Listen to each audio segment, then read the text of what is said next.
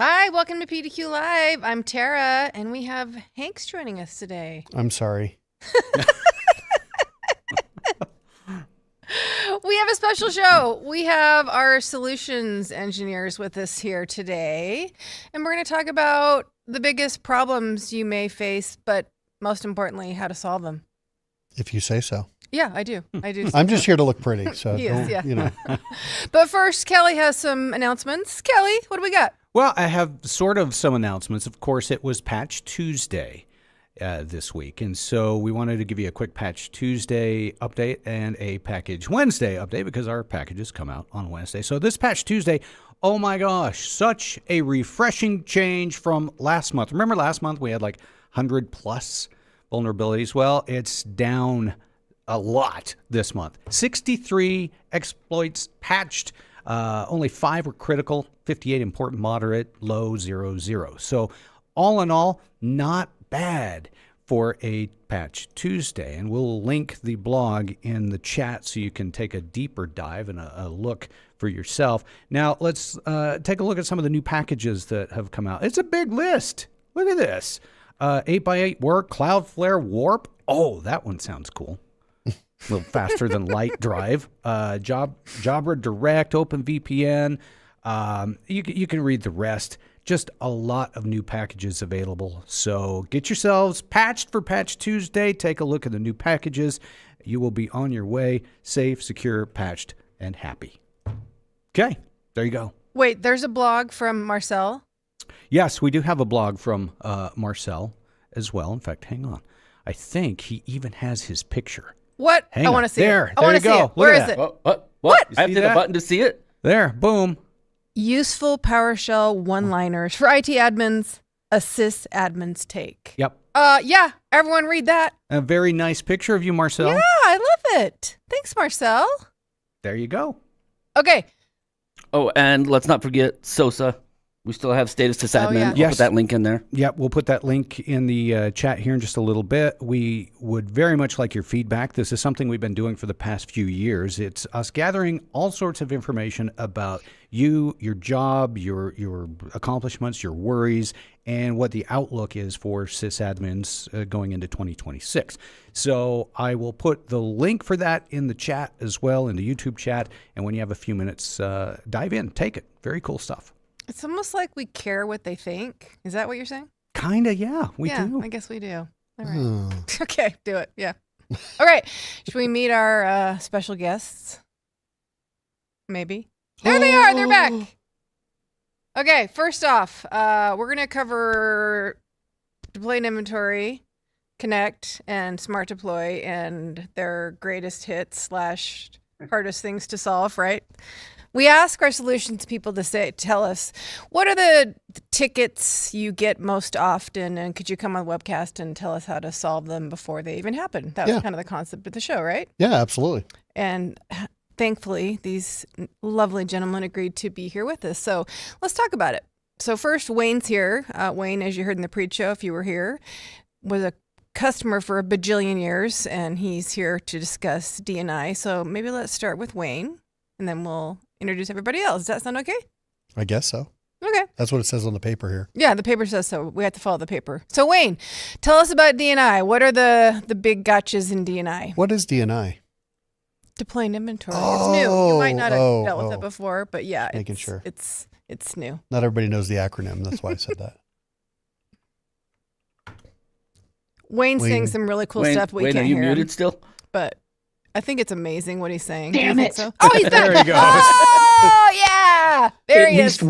At least once a Zoom, I will That's- have my mic muted, guaranteed. So, so it's a show now. So, howdy everybody.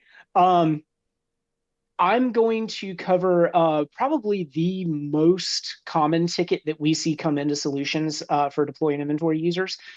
We will get complaints that that the customers are unable to download packages from the package library, and there'll be a bang, a red exclamation mark next to the package name.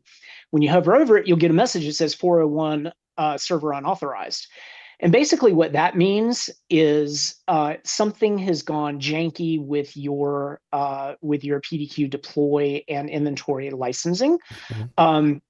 We don't we in solutions cannot tell you exactly why, but sometimes your keys will get regenerated.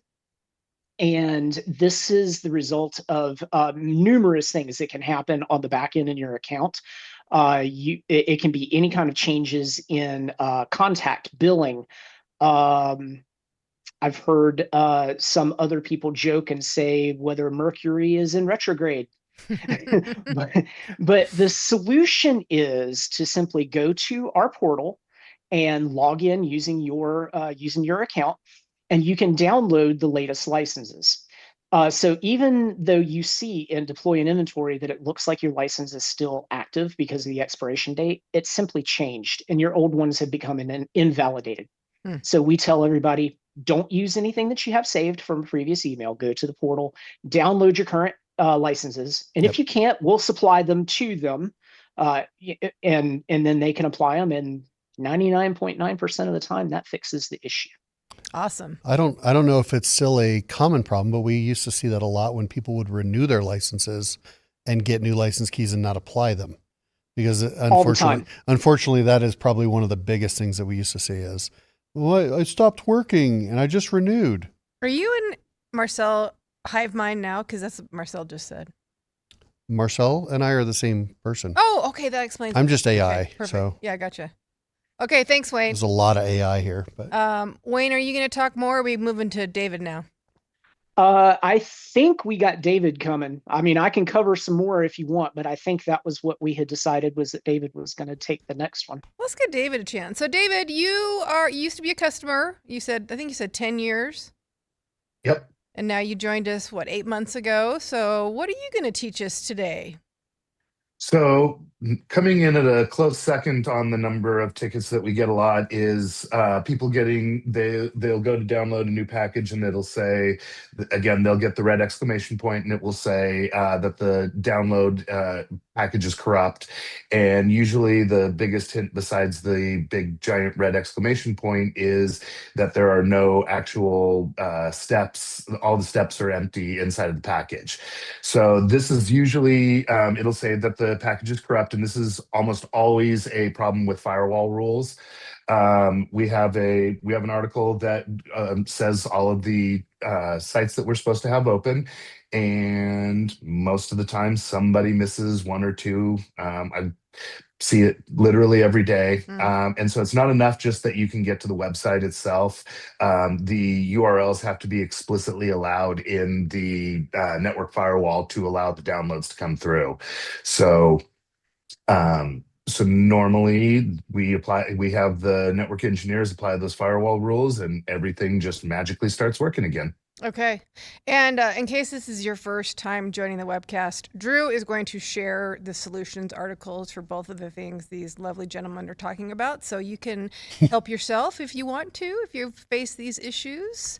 Do we have anything else for D&I, or are we going to move on to Connect now? I just had a quick comment on David. Oh, yeah, go ahead. Yeah, we used to see that a lot too, especially when somebody was changing, say, like an antivirus or any kind of systems like that in their, because they'll have the exceptions in their current product, but then they'll implement something new and then realize it broke it all over again. So same solution, but another reason why it happens. Yeah, and you're like, why aren't you working? Ah! I know. Gotcha. I just want it to work. Okay. Is that it for D&I, you guys? Yep. Okay, so Connect. Clayton, you're up. Hey, so I don't know if this is the most common thing we see on the Connect side, but what we'll occasionally see is a ticket where an administrator reports that a Connect agent is installed and the service is running, but it doesn't show up in the Connect console. So to understand why that happens, I like to make sure everybody understands the registration process. The big thing to note is that the registration process, when you install an agent, occurs after the installation. So it doesn't necessarily occur before the install is complete. The other thing to note is that each PDQ Connect agent contains an embedded token, and that token serves as a unique identifier for that agent. When you install the agent and the device attempts to register, it will use that token to reach out to Connect, and Connect will say, "Oh, I recognize that token. This is the organization you belong to." So based on the token that's in the agent, it'll sort it either into a tenant or the organization that the agent was downloaded from. The caveat is that that token expires after 1 year. Every single agent has an expiration date of 1 year. And after that date, the agent can't be used anymore. Essentially, the token will be seen as, being over a year in duration, and this Connect will just reject it. It'll say the token is too old, so we're not going to allow this device to register. So if a person, opens a support ticket and they say, "Hey, I installed the agent, it's not showing up in my portal. What's the problem?" Well, I like to confirm first that the token actually is the problem. And the easy way to do that is by opening Windows Event Viewer and just going to Applications and Services Logs. If you expand that, you'll see a log for pdq.com. And if the token is the problem, you will see a recurring warning event that says device registration failed. And it'll say something to the effect of registration status error, the token is invalid. You can even control and F that in Event Viewer and just, control F token. And if that's the problem, you'll see it, over and over and over again. So that's the most common reason that you'll not see that device in the portal. To fix it, it's pretty easy. All you need to do is just download the latest copy of the agent. Every time you download it, it gets a new token. The token's good for another year. So all you have to do is, use that going forward, and you're good for another year. Okay. Awesome. Oh, it's important to make sure you update your automations. If you're deploying the agent through something like Intune or Group Right. Policy, make sure to go and update the agent installer there. Otherwise, it'll keep deploying the old agent and the problem will happen again. Yeah, we saw that recently. Okay. Awesome. Okay. Are we going to move on to Mike now? I'm ready. Okay. Mike is with our SmartDeploy team, and I think you worked here, would you say 800 years? Approximately. Approximately 800. Okay, that's what I thought. Okay, so SmartDeploy, since it's an imaging software, can be a little bit harder sometimes to diagnose. So we wanted to save the best for last, Mike. So you're up, man. Let's go. Thanks a lot. It's You're welcome. one of the big issues that we run into every time we have a SmartDeploy update to a new version is customers get a 1920 error. Mm-hmm. And the 1920 error is essentially the SmartDeploy API service won't start. Please check that you have sufficient privileges. And the one thing we know is it's not a problem with your privileges. They're always fine. You wouldn't be able to have ever run SmartDeploy without that. So really it comes down to one of three things. Either your prerequisites are not up to date, there is an issue with the MongoDB authentication, or for some with the latest version of SmartDeploy, we're up to MongoDB 8. And some processors, if your processor is a tween, is yelling 6.7 at you, that processor is probably not old enough to run MongoDB 8 the way it needs to be, and you need to downgrade to MongoDB 7. So we've got a couple of ways to check that. The first thing with the prerequisite files, you want to make sure that you've got MongoDB 8, you've got MongoDB tools, and that your ASP.NET and your Windows Runtime.NET are in version 8 and all the same version of version 8. So you can do that just by going to Add Remove Programs. We also have a little PowerShell script we can send you that will just highlight the prerequisite files that you need so you can check them that way. The second issue we see very frequently, especially if you've got a virtual machine as your SmartDeploy that's hosting your SmartDeploy server is there will be a conflict with the MongoDB authentication. So we'll ask you to check the SmartDeploy API service log, and you'll see a message that says SHI Scram 256 has failed. You just need to, we've got a PowerShell script for you. You just need to run that and toggle back and forth, toggle the authentication to off, and then reinstall, and then toggle the authentication back on, and you'll be all set. The final issue we've seen, especially with the move to MongoDB 8, is some older servers can't run it. So the MongoDB service itself, which is a prerequisite for SmartDeploy to run at all, won't run. So we've got, thanks to Hunter from the engineering team, he's got a PowerShell script for us that runs you through the entire process of backing up your database, disabling your authentication, switching you to MongoDB 7, setting up those services, then restoring your database after you do the install, and then you're set. You won't need to speak to someone like me who takes about 20 minutes to do it by hand, so we won't have to have long conversations about what the weather is like where you are. Hey, that's crazy centigrade Celsius. It's 4 degrees. What is that in American? So a great time savings for all of our SmartDeploy friends. I was going to say, is that it? That's all you have to do? Like, your troubleshooting takes a while, I would imagine. Well, if you see these things enough, yeah, you see it's nice sometimes. Not every issue needs to be like Dr. House IT professional figuring out. I like that Dr. House IT. Yeah, that is good. We love Dr. House. Okay, so we saw some questions come in. Do you want to take questions, Kelly? Yeah, I have a few questions. You didn't tell me there'd be questions. You have to answer. Just roll with it. Just roll. Okay. Just roll with it. In fact, Wayno has answered a few of these already in chat, but thought we'd bring them to the forefront. This one, hello, I downloaded and installed a trial. Unfortunately, when I ran the PDQ Inventory software, was not able to ping or connect to any of the computers, only to the DC and my own computer. What's up? Sincerely, Jose A. Ports and firewalls. Hey, Wayne already answered. Come on. I know. I was just reinforcing what Wayne said. Okay. Wow. I didn't exactly say ports and firewalls, although that's where I would go. But I suggested he suggested I suggested he open a ticket, and that way we can just address everything all at the same time instead of trying to do it through chat. Open everything. Don't tell your network team. What? Who said that?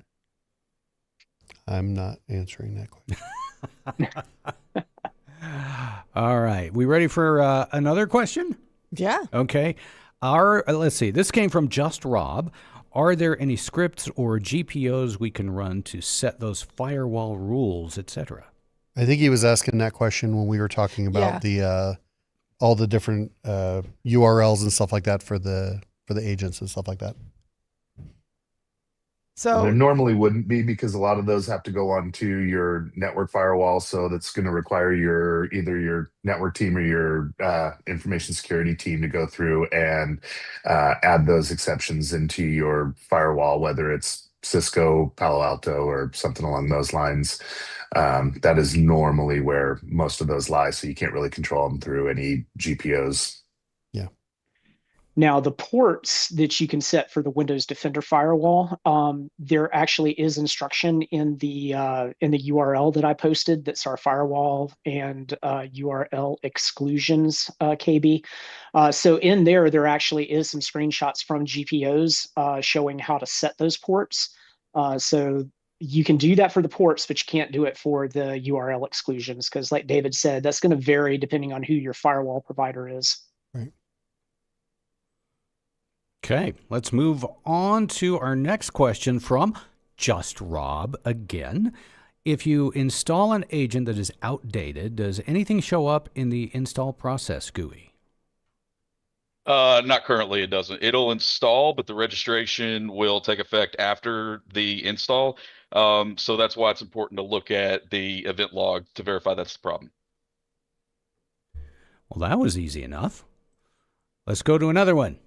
Another one from Just Rob. Does downloading a new agent invalidate old agents, or do they only invalidate themselves after the 1 year mark? It does not. So when you download an agent, the token inside that is valid for 1 year, no matter how many agents you download afterwards. So if I downloaded an agent today and then downloaded another agent 6 months from now, the agent that I download today is still good for the entire year. And the one that I download in 6 months, that'll be good for a year after I download it 6 months from now. Yeah, So they're independent. And it'll auto update as soon as you get the agent installed. Like that's one of the first things the agent does is check to see if you're running the latest version and update itself. Yep. The token is only for the installation process. So once the agent does check in and registers with Connect, you never have to worry about the token again. They don't expire once they've been imported. All right, I think we have one more question. Using PDQ Inventory, how can I query all servers for certificates issued by our internal CA 3 months before they expire? That one might PowerShell. PowerShell. Write a Yeah, that's PowerShell gonna- script that goes and looks for them, and then run it as a deploy package or a scanner, depending on how you have it set up. I feel like Yeah, we've done that in some cases before, but I don't know if we have an article on that. I don't think we have an article, but I have helped a couple of customers with their PowerShell scanners that are looking to do that. So I would definitely say PowerShell scanner is the way to go. As far as actually putting together what that PowerShell script does, you may want to bone up on your PowerShell scripting or go to ChatGPT and say, how do I do this? I was going to say bone up on your AI. Yeah, I mean, Exactly. a good way to do it in inventory before you even build a scanner or package or anything like that is you can easily just open the run command and run a PowerShell script against something. So take your script, run it, see what the output is. Is it what you want? Then you can put it in as an actual custom scanner. Outstanding. Good point. Outstanding. That is all the questions that we've got. Did any of our, I don't want to call you the quorum of nerds. Why not? Because I prefer the Fantastic Four. Oh, okay. That's who we have here, really. And it's up to them who gets to play the role of Sue. But did any of you have any other areas from Solutions that you wanted to cover today? Thanks for putting us on the spot. No, I have a question for him then. Yeah. Oh, I want boy. to know. This is what I want to know because I think everybody wants to know. What drives you crazy? What kind of tickets drive you crazy? When are sysadmins like The ones end that say users? help. The ones that start off with, "Please call me." It's broken. Yeah. Yeah, we Or- get tickets that sound like they were written as telegrams. It's like, not working, stop. Please So, stop. so sysadmins can become end users, is what I was getting at, and it sounds like yes. Well, I sometimes Absolutely. worry that we're selling a support plan based on the characters per ticket, and maybe we need to update the number of characters because it's more information is always better. My favorite is when you reply to somebody and you ask like, okay, it could be a couple things here. Will you check these 3 things? And they will respond with, did it? Which did you do? Do you have the screenshots I asked you for? Like I asked you to give me the output of that command. And it's just like, yeah, it's like pulling teeth. Just call me. Just in Yeah, case that anybody's wondering if we're joking, we have received tickets where somebody says it's not working, help, Mhm. their signature, and that's the ticket. So, do they tend to be really brief rather than loquacious? I would think it'd be the opposite. Well, you get a combo of both. I mean, I'm not on Solutions anymore, so I can't speak for what the current tickets are. But man, we used to get tickets for PDQ chicken and Yeah. about right. a guy smoking on his break. And I've gotten tickets for somebody trying to update Java, and you find out it's like a 12-year-old who's home on a sick day, and he's trying to update Java so he can play Minecraft. And it's like my trial's not working. What do you mean your trial? What are you trying to update? Yeah. So The one that gets me, sorry, Kelly, the No, one go that gets me all the time is I'll send a bulleted list and I'll say, please answer these questions 1, 2, 3. And I'll get the reply back and they'll answer 1 and 2 and leave off 3, or answer something that I didn't even ask. So we get that a lot. And that is it. It's like pulling teeth sometimes. So kind of the opposite of that. We know what makes a bad ticket. If someone wants to get a good, solid response, what do they need to include? What is your ideal ticket? So if someone, sends you something and you make sure that you can give the best, most thorough response possible, what does your ideal ticket look like? Screenshots. Gotcha. Well, orderly. I'm having a problem doing X, Y, and Z. I tried A, B, and C, and these were my results. In the screenshots here, you can see I tried it this way, but it didn't work. I tried it that way, and it didn't work. I am up to date on, I'm on the current version of the software, things like that. Those are I think some of the most important things. Screenshots definitely go a long, long way. Yeah. Absolutely. Yep. I'm Videos with David are good 100%. Videos are good too. I'm a fan of anybody that just like a 30-second clip of exactly the behavior that you're seeing. It really goes a long way. I would rather have that than, very little detail or too much detail. I just like to, see get to the point and, that gives us the information the fastest. Yeah, replication steps are always helpful. Yeah. Does sure. PSR still live in Windows? Problem steps recorder? I think it was deprecated. That's a shame. Yeah, they want you to use the game Xbox game bar now. We'll do the same thing. Dude, that was my favorite tool when I was a sysadmin. I would have people just complain like, it's not working.